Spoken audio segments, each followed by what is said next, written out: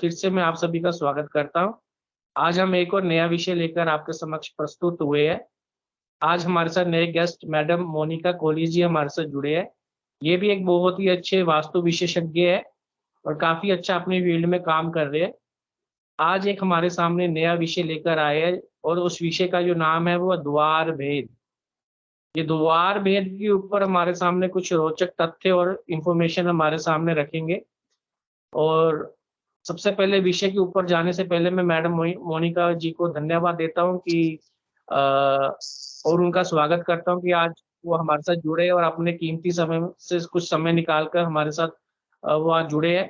तो सबसे पहले मोनिका मैम जी, आपका मैं स्वागत करता हूँ और सबसे पहले ये चाहूँगा कि आप अपना छोटा-सा इंट्रोडक्शन हमारे सुनने वाले हमारे दर्शक और व्यूअर्स को आप थोड़ा-सा अपना इंट्रोडक्शन बताएँ। धन्यवाद सर। मैं Monika Kohli, vastu consultant, numerologist, industrial vastu और बिजनेस वास्तु के केसेस में डील करती हूँ। आज सबसे पहले तो मैं सतीश सर का बहुत-बहुत आभार करूँगी कि उन्होंने ये मौका मुझे दिया। समय तो ख़ैर सबका ही भाग रहा है, लेकिन फिर भी यहाँ मैं अपने आप को बहुत सौभाग्यशाली मानूँगी कि आपने बुलाया है यहाँ। तो द्वार चलो। भेद आज हमारा सब्जेक्ट है, लेकिन सबसे पहले हम दिशाओं के बारे में जानते हैं। वास्तु की बात है तो थोड़ा-सा दिशाओं के बारे में तो बात होनी ही है। जैसा कि 4 दिशाएँ सभी को पता है, पूर्व, पश्चिम, उत्तर, दक्षिण। सबसे पहले लोगों की शिकायत ये आती है कि हमने ईस्ट फेसिंग का घर लिया, लेकिन प्रॉब्लम्स ने तो पीछा नहीं छोड़ा। या नॉर्थ का घर ले लेते हैं तो लगातार धन की वर्षा होती है, पर हमारे घर तो नहीं हो रही। इसके पीछे का रीज़न क्या होता है? एक दिशा में जैसे आज आप ईस्ट दिशा का घर लेते हैं, जो भी आपकी दिशा ईस्ट में आई, उस पूरी लंबाई-चौड़ाई में जब हम देखेंगे 8 पद होते हैं। अब अगर मान लीजिए कि आपने तीसरा या चौथा पद आपके घर के एंट्रेंस के लिए खोला है, तो बस ये मान लीजिए कि जीवन से लगातार आपकी परेशानियाँ चली जाएँगी।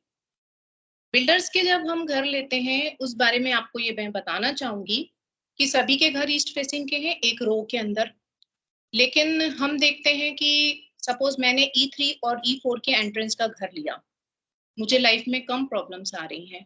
लेकिन जैसे मिरर इमेज में जब दूसरे व्यक्ति ने घर लिया, उसको लगातार प्रॉब्लम आ रही है, उसका लड़ाई-झगड़ा हो रहा है, सोशल कनेक्शंस मतलब लोगों के साथ नहीं बन पा रहे हैं, घर में भी बच्चों की ग्रोथ में रुकावट आ रही है। तो कहीं न कहीं ये एंट्रेंस की वजह से होता है। इस तरीके से चारों दिशाओं में सेम यही कंडीशन से काम करा जाता है कि हमें उसके जो है वो पॉजिटिव एंट्रेंस को खोलना चाहिए। आज हम अपने विषय पे आते हैं। आज हमारा विषय है द्वार भेद। सबसे अ, पहले मैं चाहूँगा कि आप ये बताइए कि द्वार वेद ये टर्म को पहले आप समझाने का प्रयास करें। जी, जी, सतीश जी, मैं वही बता रही हूँ आपको। द्वार भेद, भेद एक तरीके से राज, जैसा कि हमें ऐसा लगता है ना कि कौन-सा भेद छुपा हुआ है। ऐसे ही हम घर को जब बाहर से जी। देखते हैं, हमें भी उस घर के राज पता चलते हैं कि इसमें इलेक्ट्रिक पोल आ गया, सबसे बड़ा भेद हो गया, जैसे देख रहे हैं या कोई मान लीजिए चैम्बर है, नाला है, तो ये एक तरीके से राज खोलता है। तो यहाँ पर भेद जो शब्द है, उसको जैसे किसी को चोट लगना या कोई पीड़ा का पहुँचना या मान लीजिए कि कोई मर्म मीन्स उसके साथ में लगातार चलता रहता है, तो वो द्वार भेद एक तरीके का है। अब द्वार भेद में मैंने जो मेन द्वार भेद जो देखे हैं अपने करियर में, उसमें सबसे पहले तो इलेक्ट्रिक पोल के बारे में मैं आपको बताना चाहूँगी। जैसे हमारे घर के जस्ट जैसे मेन गेट है, 2 पल्लों का मेन गेट है, जो बाउंड्री वॉल से लगा हुआ होता है। लेकिन हम देखते हैं कि यार थोड़ा सस्ते में भी मिल रहा है और थोड़ा साइड में ही तो है, इलेक्ट्रिक पोल चल जाएगा। लेकिन वो हमारे घर के बिल्कुल लगा हुआ ही होता है। एक पल्ले में या फिर मान लीजिए और थोड़ा साइड में, लेकिन घर से निकलते ही हमें खंभा आ रहा है। जो इलेक्ट्रिक पोल है वो लगातार राहु की एनर्जी को रिप्रेजेंट कर रहा है। अब आप स्वयं समझते हैं कि राहु की एनर्जी लगातार हमारे घर की एंट्रेंस पे ही खड़ी है, तो स्वाभाविक सी बात है अंदर के माहौल की भी वही स्थिति होगी। दूसरा द्वार भेद जो है सबसे बड़ा, फ्लैट के कॉन्सेप्ट में आजकल तो लोग अपने घरों में भी लिफ्ट लगा रहे हैं। अब जैसे आप किसी फ्लैट के अंदर से जैसे ही आप निकले और सामने ही लिफ्ट लगी हुई है, तो आपको एक तरीके से गड्ढा दिखाई दे रहा है। जीवन जो है वो चढ़ाव के काम के लिए है। आपने घर से बाहर निकले और आपने जो है वो गड्ढा दिखाई दे रहा है।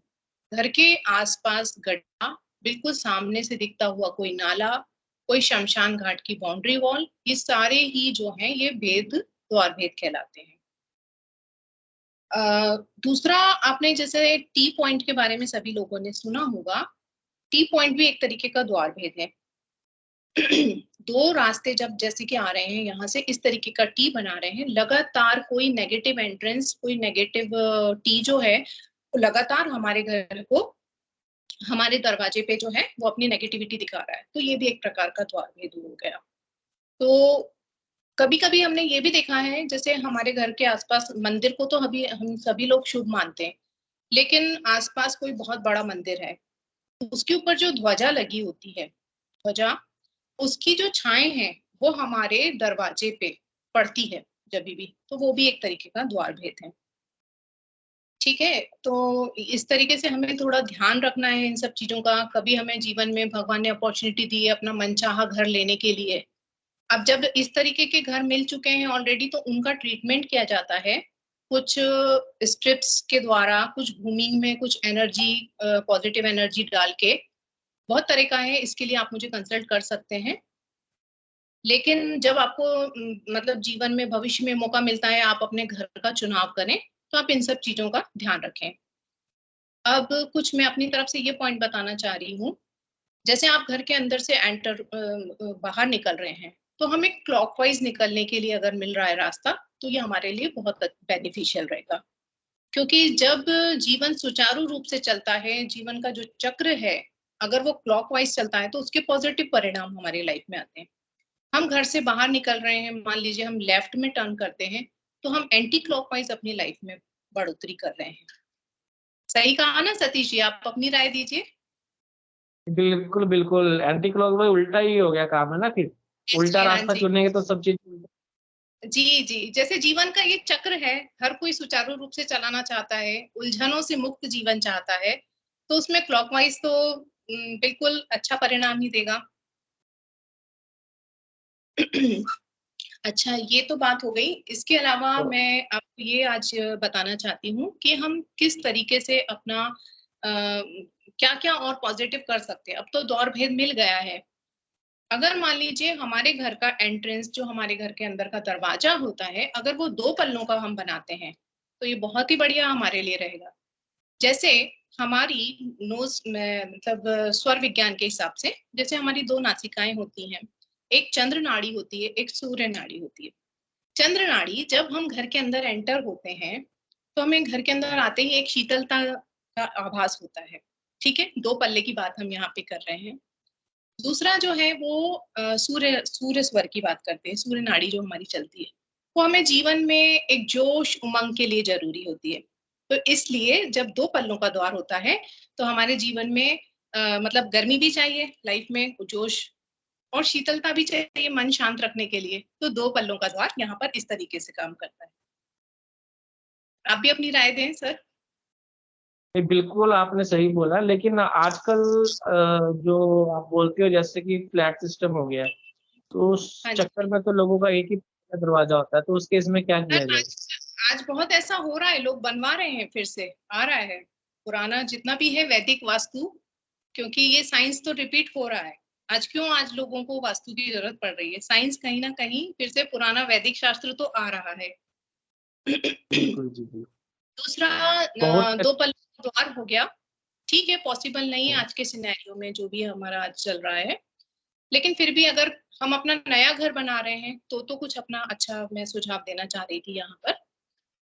जो हमारे घर की एंट्रेंस होती है, वो हमारा चेहरा है एक तरीके से। जैसे हम अपने चेहरे के ऊपर कितना काम करते हैं, उसके रंग-रोगन करते रहते हैं, उसको सजा के रखना चाहते हैं, वैसे ही हमें अपने डोर को बहुत सुसज्जित रखना चाहिए।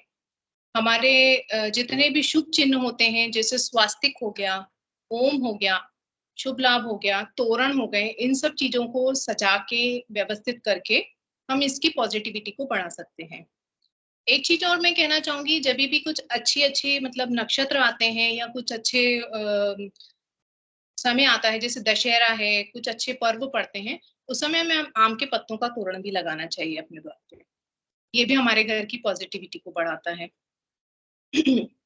बिल्कुल, बिल्कुल। अच्छा, हाँ जी सर, बताएँ आप भी बहुत ही थोड़ा? हाँ, हाँ, बस यही मैं कहना चाहूँगा कि आज आप हमारे साथ जुड़े हो, आपके पास जितना भी समय आपने हमें आज दिया है, उसका मैं बहुत-बहुत आभारी रहूँगा और यही आशा करूँगा कि आगे फ्यूचर में भी, भविष्य में भी आप हमारे साथ ऐसे जुड़े और अच्छे नए-नए विषय लेकर आएँ, जिससे हमारे जो देखने वाले व्यूअर्स हैं, उसको काफ़ी जानकारी। और मैं व्यूअर्स को यही मैं एक रिक्वेस्ट करता हूँ कि अगर किसी को किसी बात का कंसल्टेशन लेना है, तो मैं मैडम का सारा इन्फॉर्मेशन अपने डिस्क्रिप्शन बॉक्स में डाल दूँगा कि आप मैडम को बेझिझक उनको रीच कर सकते हैं। मैडम बहुत ही अच्छा काम कर रहे हैं और काफ़ी अच्छी नॉलेज है इनके पास और बहुत ही अच्छा ये देखते भी हैं और कंसल्टेंसी करते भी हैं। तो मैडम मोनिका जी, मैं भविष्य में आशा करता हूँ कि फिर से आप हमारे साथ जुड़े और बेस्ट विशेस देता हूँ। आप अपने कोई भी मुझे और सवाल धन्यवाद। करना चाहते हैं, जैसे द्वार भेद अगर मान लीजिए किसी के लाइफ में इस तरह से प्रॉब्लम आ रहा है, उसका हम कैसे निवारण कर सकते हैं? प्लस जब कभी भी आप नया घर बना रहे हैं, जैसा कि मैंने बताया 2 पल्लों का द्वार, उसके अलावा मैं यहाँ पे आपको एक चीज़ और बताना चाहूँगी जाते-जाते, हमें दहलीज की स्थापना भी करनी चाहिए। पुराने समय में दहलीज हर घर में होती थी। मॉडर्न साइंस में अभी क्या हो गया है कि बस लगातार घर बन रहे हैं, कुछ देखा नहीं जा रहा है। लेकिन अगर दहलीज की स्थापना हो जाती है, तो ये हमारी लाइफ में बहुत पॉजिटिव प्रोग्रेस को देती है।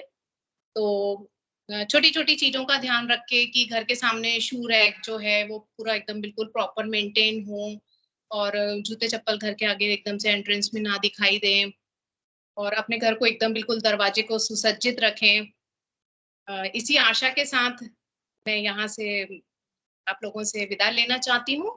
किसी भी प्रकार की कोई समस्या है, मैं आपके जीवन में अगर कहीं काम आ सकूँ, तो ये मेरा सौभाग्य होगा and thank you so much Satish ji आपको एक बार फिर से। Okay, thank you sir. धन्यवाद मैडम, धन्यवाद। Thank you so much madam. हाँ जी।